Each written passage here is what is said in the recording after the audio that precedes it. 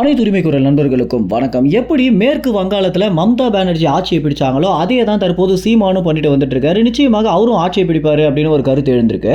மேற்கு வங்காளத்தை பொறுத்த வரைக்கும் காங்கிரஸ் பார்ட்டி ஜெயிக்கிறதுக்கு முதல் முக்கிய காரணமே மம்தா பானர்ஜி தான் அப்படின்றது தான் நிதர்சனமான உண்மையாகவே இருக்கு. ஏன்னா இவங்க பாத்தீங்கன்னா மக்களுக்கான எல்லா போராட்டங்களை முன்னெடுத்தும் அதற்கு பிறகு அந்த ஊர்ல இருந்த ஆட்சியை எப்படியாவது கவுத்து காங்கிரஸ் பார்ட்டியை ஜெயிக்க வைக்கணும் அப்படின்ற முயற்சியில மம்தா பானர்ஜி பார்த்தீங்கன்னா மக்களோடு மக்களாக இறங்கி ஏகப்பட்ட விஷயங்களை மேற்கொண்டாங்க. அதனுடைய ஒரு வெளிப்பாடாக அவங்கள ஏகப்பட்ட முறை சிறைப்படுத்தியிருக்காங்க. அவங்க மேலே தாக்குதல் நிறைய முறை நடந்திருக்கு. எல்லாத்தையுமே தாண்டி சகிச்சுக்கிட்டு கடைசியில் மம்தா பானர்ஜி பார்த்தீங்கன்னா அந்த பகுதியிலே ஆட்சியை பிடிச்சது மட்டும் இல்லாமல் தன்னை யாரெல்லாம் இழிவாக பேசினாங்களோ அவங்க எல்லோருக்குமே தகுந்த பதிலடி கொடுத்துருந்தாங்க. இந்த விஷயத்தை தான் சீமானும் பண்ணிட்டு வந்துட்டு இருக்காரு. நிச்சயமாக மம்தா பானர்ஜி நிகழ்த்தி இருக்கக்கூடிய ஒரு சாதனையை சீமானும் நிகழ்த்துவாரு அப்படின்னு மம்தா பானர்ஜியும் சீமானையும் ஒப்பிட்டு பார்த்தீங்கன்னா இன்றைய தினம் எக்ஸ் தளம் முழுக்க அதிக அளவில் போஸ்ட் ஷேர் செய்யப்பட்டு வந்துட்டு இருக்கு.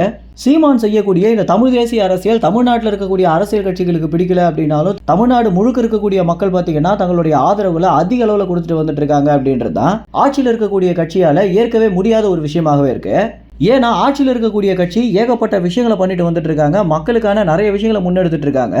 ஒரு ஓட்டுக்கு இவ்வளோ ரூபாய் அப்படின்னு கொடுத்துட்டு இருக்கும்போது இன்னொரு பக்கம் பார்த்தீங்கன்னா பொருளாதாரத்திலையும் பதவியிலையும் எல்லாத்துலேயுமே பின்தங்கி இருக்கக்கூடிய ஒரு நாம் தமிழ் கட்சி மக்கள் இடத்துல இவ்வளோ எளிதில் போய் சேர்றாங்க அப்படின்றதே பார்த்தீங்கன்னா தமிழ்நாட்டில் எந்த கட்சியாலுமே ஏற்கும்படியாகவே இல்லை அப்படின்னு தான் சொல்லணும்.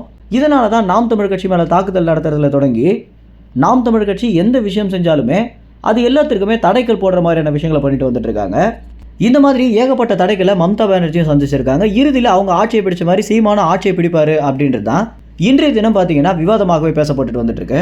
இந்த ஒரு தகவல் குறித்து நீங்கள் என்ன நினைக்கிறீங்க அப்படின்னும் அரசியலை பொறுத்த வரைக்கும் மம்தா பானர்ஜியும் சீமானும் ஒன்று தானா அப்படின்ற உங்கள் கமெண்ட்ஸில் தெரிவிங்க. நன்றி, வணக்கம்.